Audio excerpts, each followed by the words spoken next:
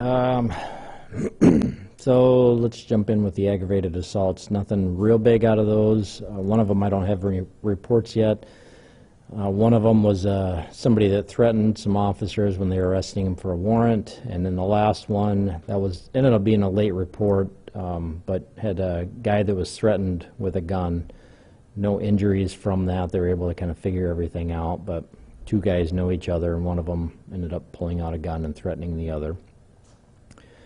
The burglary, we had a couple of buildings that were entered and then a couple of storage units. The disorderlies, two of those involved juveniles. One of them was a guy yelling downtown, and somebody else ran from police. Family offenses had a report and a protection order. Frauds, ID thefts, and a check. Larcenies, nothing big from those. Few shopliftings, few unlocked cars, some other items, packages taken, but nothing big. No big quantities on the narcotics. Sex offenses, we had two of them were sex offenders, didn't change their address, and two of them were reports.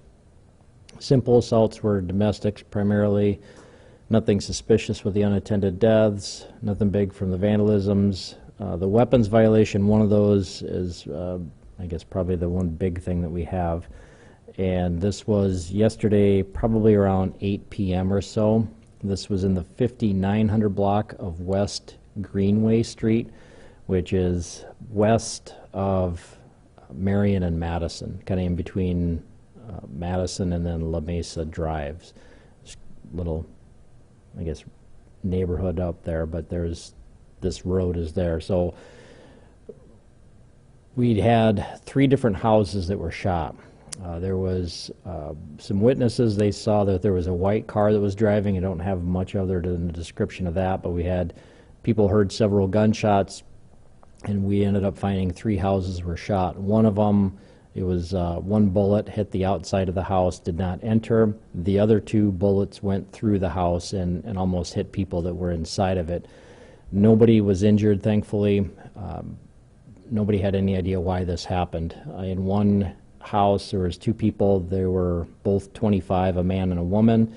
The other one, there was several people in the house. There was a 4-year-old girl that was almost hit by a bullet with that one. So the car drove in, fired, and then continued driving and left the area. There are some surveillance cameras in the neighborhood, and so we're working on getting those videos. Hopefully we'll be able to come up with something, but at this point in time, doesn't seem to be any reason why this took place, and certainly we don't have any idea who was responsible.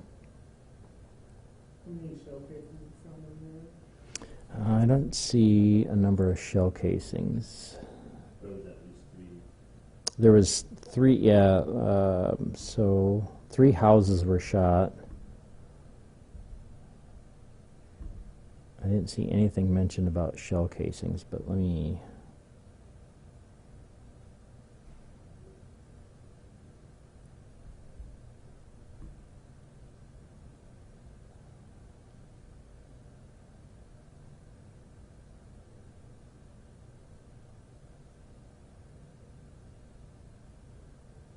Maybe just one was found, I think. Let's see, so this one...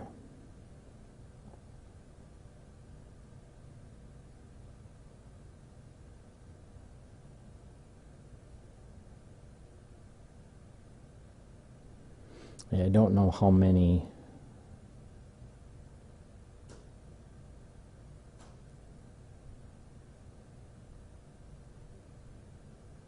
Yeah, what I have here doesn't say how many, like what they heard even, just that there were several. Let me check one other thing to see if we have...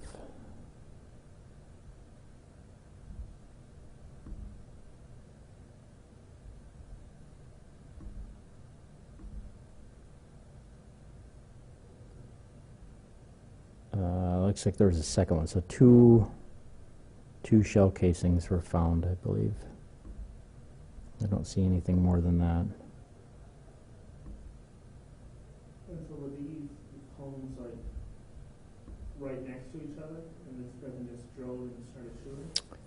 Yeah. Specifically targeted No, the homes were all I think they were all in a line. Let me.